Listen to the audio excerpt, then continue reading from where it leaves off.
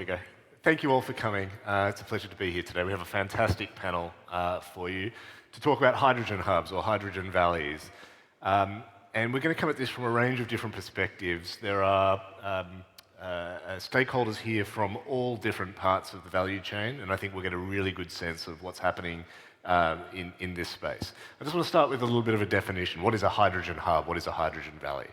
Well, when we talk about this, we're generally speaking of co-located collections, clusters of different hydrogen applications. Hydrogen production, of course, but also use in different ways. Ideally so that the different elements of the hub will benefit each other or will feed into each other. This ultimately will produce, it's hoped, scale and therefore drive down costs and provide synergies across the elements of the value chain. It's become a really important element of policy in terms of driving support for these hydrogen hubs. Key feature, for example, of the American hydrogen landscape through the bipartisan infrastructure law, which has created billions of dollars of potential investment support for these sorts of hubs. But it's also a key feature of what we're seeing in Europe, as well as right here in the UAE. And that's where I want to start with Dr. Faye to talk a little bit about the UAE's perspective on hydrogen hubs and how it interacts with what you see elsewhere in the world as well. Thank you, Dan. And first of all, it's great to be here, and it's great to see so many familiar faces in the audience. Now, to focus on the UAE has already a target to become a leading player when it comes to low-carbon hydrogen, and specifically green hydrogen by 2031. And the idea is obviously to serve the domestic demand, but also to support, let's say, the global community in their demands and their decarbonization efforts. So this comes in line with our UAE energy strategy by 2050, as well as our net zero target by 2050. And it also supports the diversification of the economy. Now, the UAE is known to have very good renewable energy resources. This was demonstrated several times, basically. But also recently, 2 days ago, during the opening of the Abu Dhabi Sustainability Week, there was a huge announcement, which we think obviously would be a game changer for the industry, for the renewable energy industry, but also could play an important role for the green hydrogen production in this case. So that's providing round-the-clock solution of uninterrupted 1 gigawatt renewable energy capacity. Game changer. So now we have the good renewable energy resources, which is very important. And this is why, to a large extent, as Masdar, we have a strong focus on the UAE. And we think the UAE would be one of the key areas where you can produce the green hydrogen cost competitively. And we think out of our overall target, almost half of that capacity will be developed here. So having good renewable energy resources is important, but how can you further, let's say, optimize the cost of production of hydrogen? And the UAE recognized the importance of developing the hydrogen ecosystem within valleys and hubs. We refer to them as oases as well. So in July of 2023, the UAE National Hydrogen Strategy was launched, and it specifically highlighted the importance of having clean electricity clusters and hydrogen oasis specifically in order to accelerate the deployment and the development of the hydrogen ecosystem. And then similarly, in the context of Abu Dhabi specifically, in December of 2023, the Abu Dhabi low-carbon hydrogen policy was approved by SCAFIA. And since January of 2024, it has already been in effect. And the policy really focuses on the development of the clean electricity clusters and the hydrogen oases to, first of all, reduce, let's say, the development costs and optimize the operational efficiency. So what's the advantages of, let's say, developing the hydrogen ecosystem within the concepts of hubs and valleys? Many different ones, but the ones I want to focus on specifically are in relation to, let's say, infrastructure in this case. So developing and utilizing shared infrastructure is very important in this case. And this could include, let's say, transmission and distribution systems, storage solutions. It could also include utilities in this case, but also, for example, in the context of exporting the product, It includes hubs and terminals and so on. So deploying shared infrastructure, which would be common across several projects, would allow to capture economies of scale here. You can optimize the distances, the transmission distances, and improve, let's say, the connectivity between the hydrogen production hubs, the consumption hubs, and any storage, let's say, solutions in this case. Another advantage by developing these systems within hubs is basically you can simplify permitting as well. You can set the right governance and the right safety standards. And having, let's say, several different projects utilizing, let's say, as we mentioned earlier, the common infrastructure would help, let's say, improve the utilization of the resources there and the strategic planning, which will obviously make it all more competitive. But another advantage as well is that having these hubs of, let's say, hydrogen and obviously the renewable energy that would be powering them will attract other hubs to be located nearby in this case, be it chemical hubs or, for example, metal hubs in this case. So generally we and the UAE and Masdar think that there are many advantages to developing, let's say, the hydrogen ecosystem within such a concept. And the UAE really is able to develop this ecosystem competitively. So generally, as Masdar, given the mandate that we were given by, let's say, our shareholders in order to develop the green hydrogen economy, and given the, let's say, the strategy and the target that was set by the Abu Dhabi and the UAE government to become a leading player, we've been working very closely with the relevant governmental entities, with the relevant UAE and Abu Dhabi stakeholders in order to see how can this all be developed and how can we ensure that all the projects that we have as part of our pipeline are basically developed in the most efficient manner and obviously under the overall framework that was set in this case. Excellent, thank you. That's a fantastic overview. Dr. Faye, I might move on to Manuel, who leads the Siemens team responsible for supplying electrolyzers to many of the projects around the world. Manuel, you've been in this from the very beginning. How have you seen the evolution of hydrogen hubs and valleys over the last 5 years, and where do you think we're headed in that regard? Thanks, Dan, for having me. So I'm responsible for global sales, and obviously we pursue and also we observe how a lot of projects and all project environments develop over time. What I can see is what works today is when you bring the consumer and the producer as close as possible together. The majority of the projects we're involved in Europe, for example, is close to refineries, where you basically have in different types of ownership structures, but basically an over-the-fence business. You could call this a hub. It's a very small one because there are two parties involved. But what strikes me already is that if you look a little bit more downstream and see often like how, for example, the refiners use the hydrogen. A refinery is a city for itself, if you look at it, but it also opens up a lot of different options, how the electrolyzer gets included into the economic system. And that is not only because they can tie in the hydrogen into the hydrogen backbone of the refinery, they are otherwise as well. Yeah, services to the grid, different ways to trade energy. So there is a multiple ways how you can see an electrolyzer deployed in an economic system where it can add value. Where we are not very good at yet is to showcase and give people a path how to commercialize this. And that is what hits us at the economic feasibility of a lot of the projects. I believe there is a lot of potential. So far, we are not really good at giving the project developers the chance to assess the economic value and derive out of it beyond the kilogram of hydrogen produced. That is one of the wishes that I would have, and I believe a potential that can be further exploited.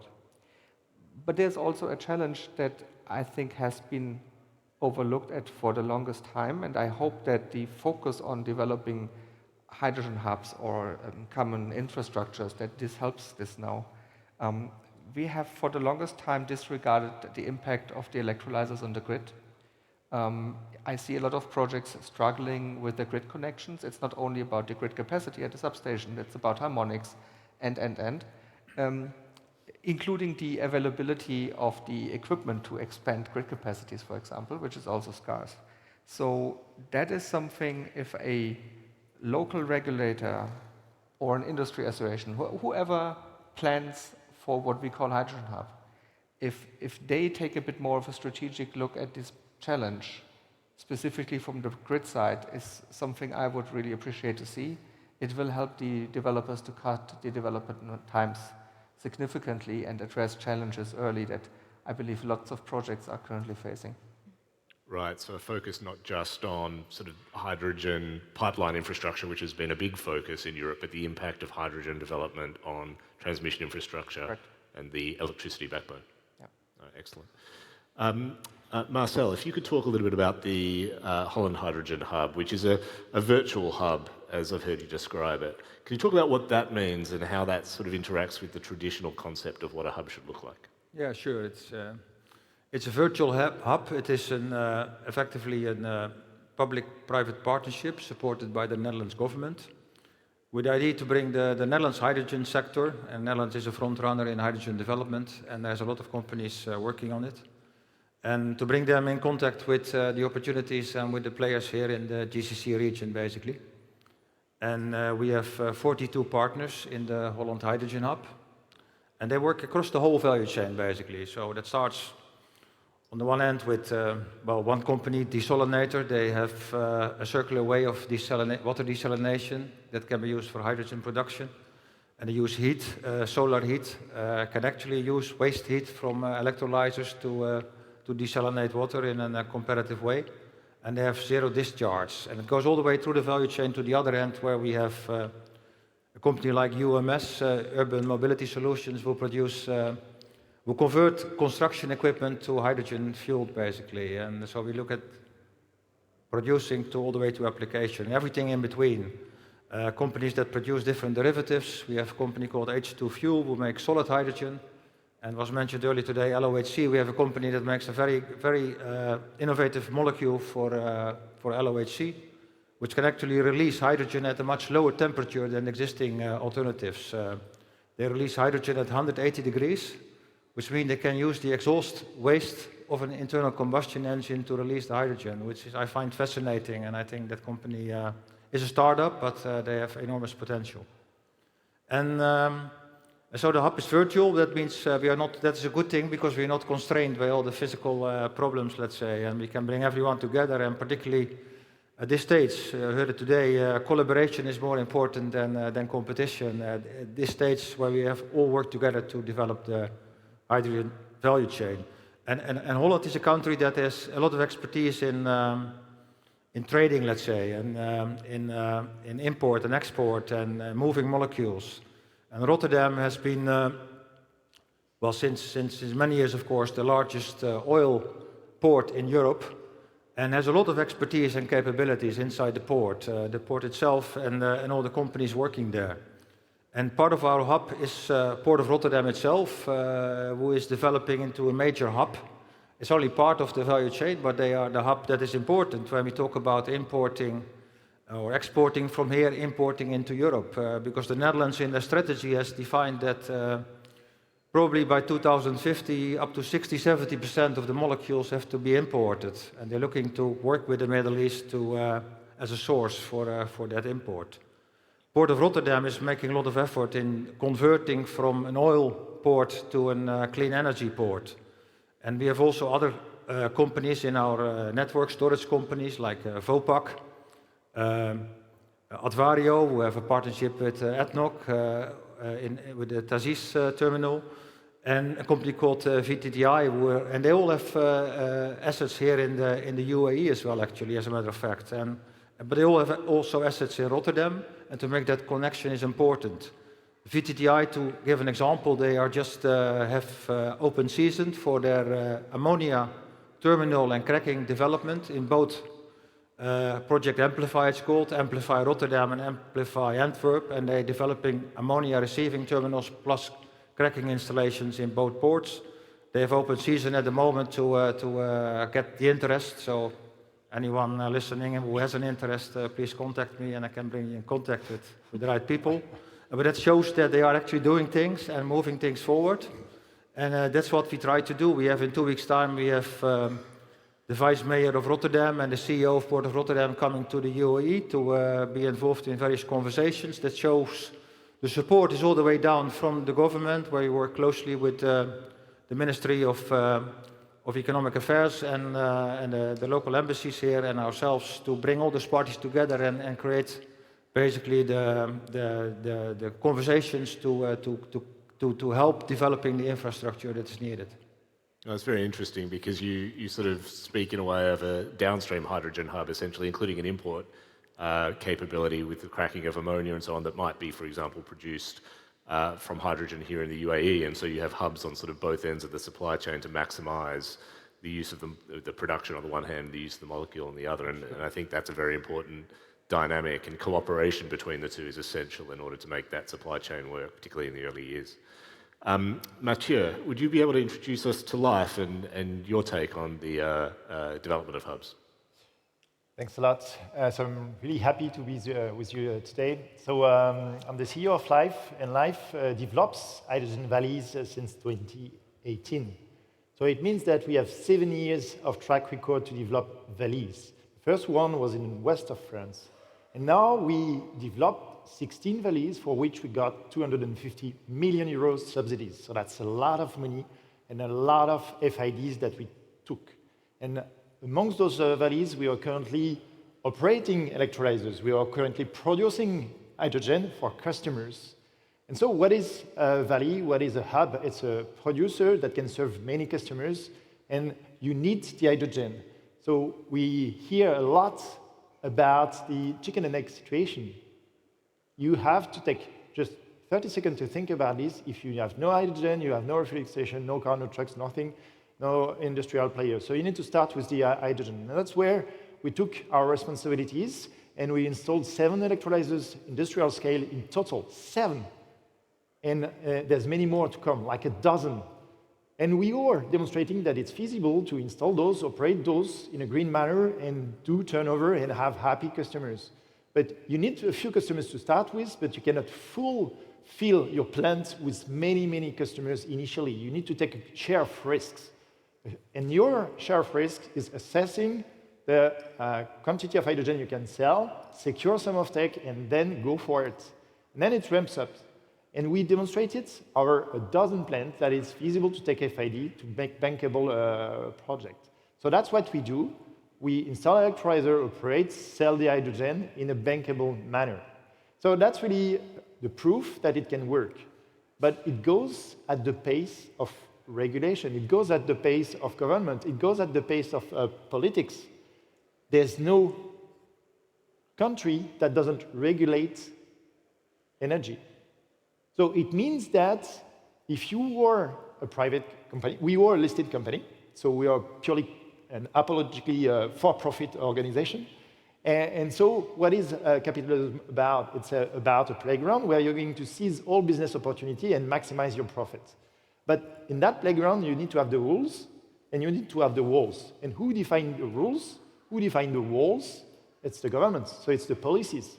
So if in Sweden it changes for a couple of years, then you pause for a couple of years. If in US it takes 4 years or 3 years to define what's green hydrogen, then you pause for 3 years or 4 years. If in Europe it takes 3 years to define what's green hydrogen, then you pause for 3 years. So it goes, this industry goes at the pace of regulation, the politics, and the government. So it's really simple, but it's doable. We are demonstrating that. It's feasible to operate, to sell, to find customers that pay you the price for this, so you're bankable, but it goes at the pace that is defined. That's really key. So yes, it's possible to do ups. Yes, it's possible to raise money. Yes, it's possible to operate. Yes, it's possible to sell, but it goes at the pace that it's set. So if it goes slowly, we go slowly. If it goes fast, it goes fast.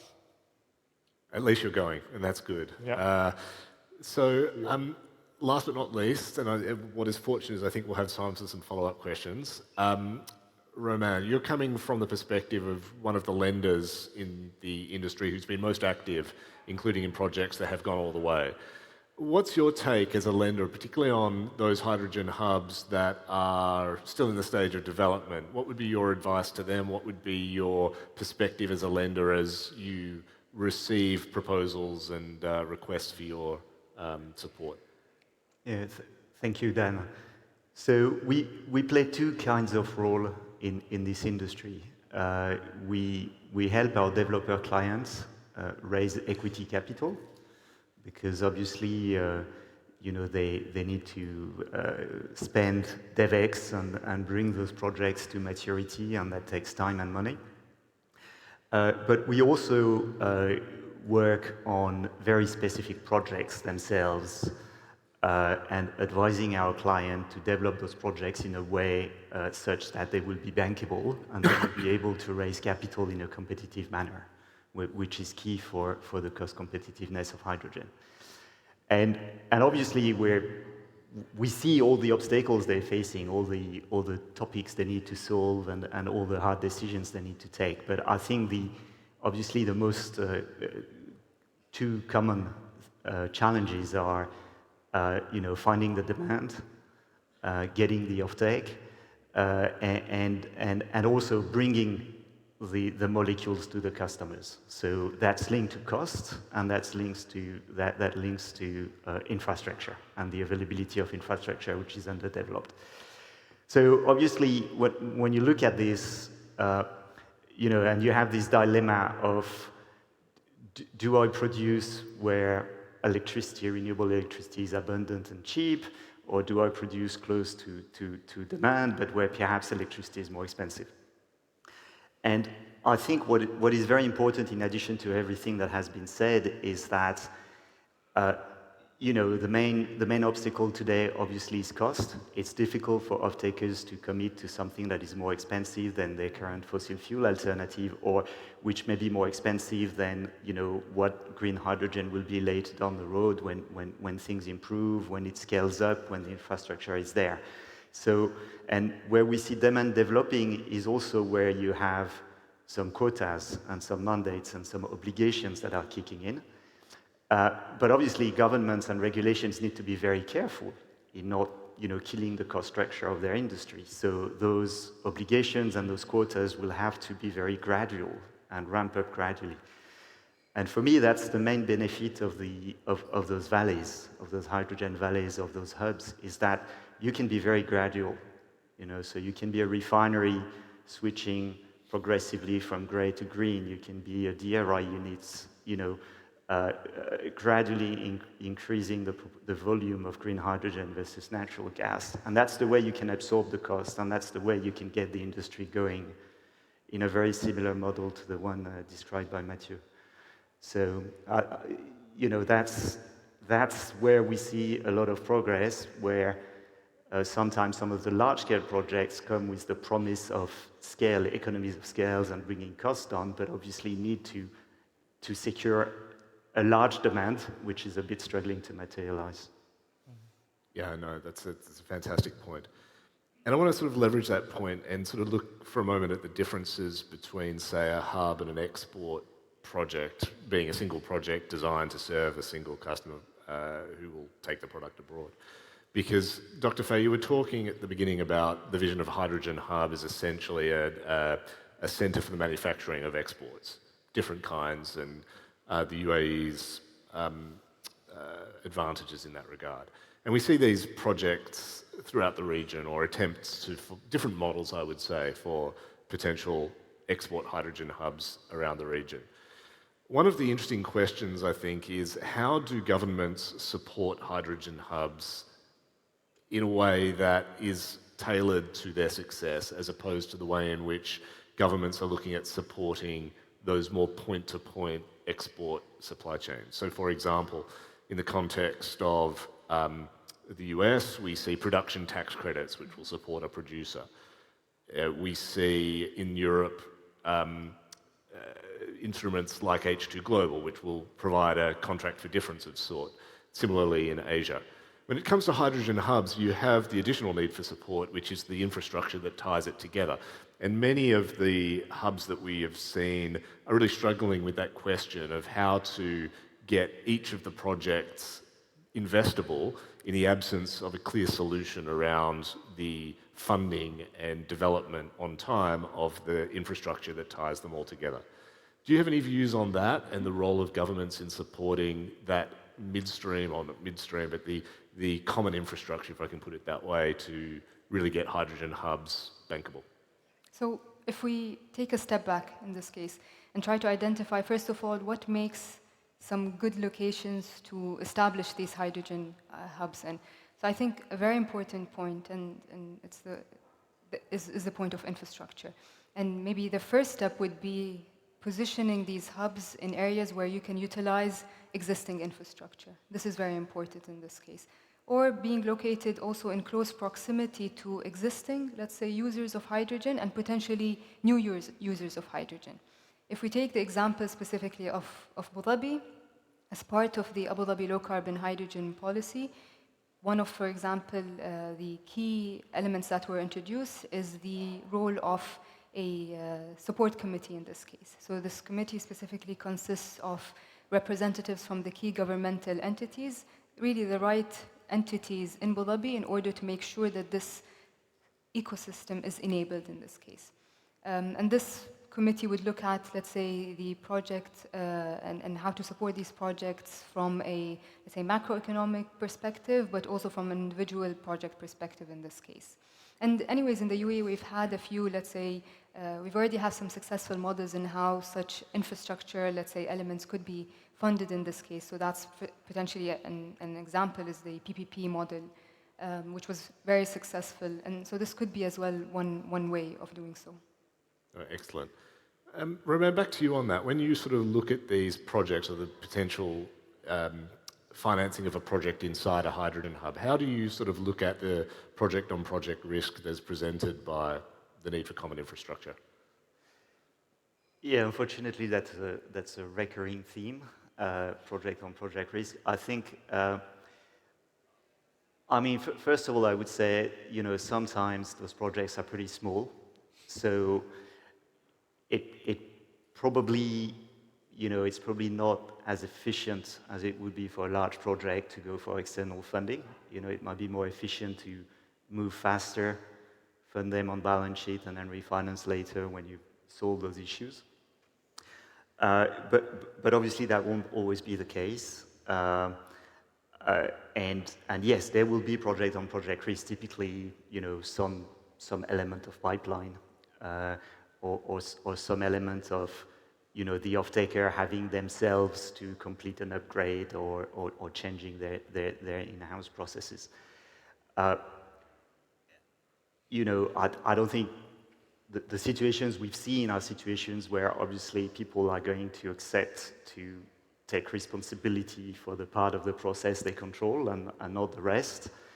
And therefore, I think the only way forward will be to have sufficient, you know, sufficient contingency in schedules, sufficient contingency in costs, so that you can absorb this project-on-project risk, but it's not going to be taken externally or guaranteed by someone.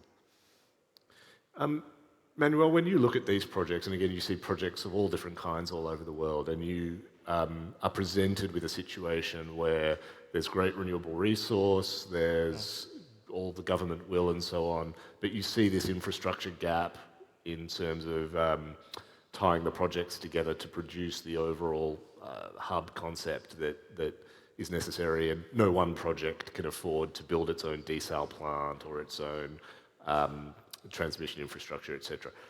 How do you sort of look at that in terms of the way you invest time in projects to make sure that you're spending time on projects you really feel can get going despite those challenges? First of all, I think that Dr. Faye made the most important point. If the infrastructure is already there, it de-risks the project. If it has a significant gap, or let's say advantage in the time schedule, which means I can expect it's there, it de-risks the project. If I develop the infrastructure while I develop the project, I create project and project risk, and I don't think that the landowner is going to like it. In addition, we have to think about how do I practically do that? How do I size my common infrastructure based on the first project to come, the second, the third, the next 5? And if I do it for the next 5, I overbuild on the first, who's going to pay for it? Who sets the tariff? So I don't want to say it's a bad idea. It's a beautiful idea because ultimately I create scale, but that only works if I find somebody who pushes this thing over the edge and takes this risk away from the project development in order to not burden a product that is already expensive enough. And so that's why I'm a bit skeptical in case of very large common infrastructures on a greenfield site where I do not connect it to something that's already there. I think we need to give the industry more time to go with an evolutionary process into that. Yeah, I mean, what we want to see is evolved industry landscapes. That's what I think the hub is, right? We wish there would be an evolved industry landscape that you see in industries that are there since 50, 80, 150 years. And now we try to do this basically on a sketch and then put it in place. I think that's adding risk if too large and too greenfield. It helps us if we can bank and tap into existing infrastructure. Yeah, it's a really important message about sort of being realistic about what's achievable on a given time frame. Well, unfortunately, that's brought us to the end of the time that we have, and we could, as with many of these conversations, keep going for a very long time. But I want to thank the panelists for their contributions today, thank the audience for listening to us, and we're all available to continue the conversation outside. Many thanks. Thanks, Dan. Thank you very much. Thank you.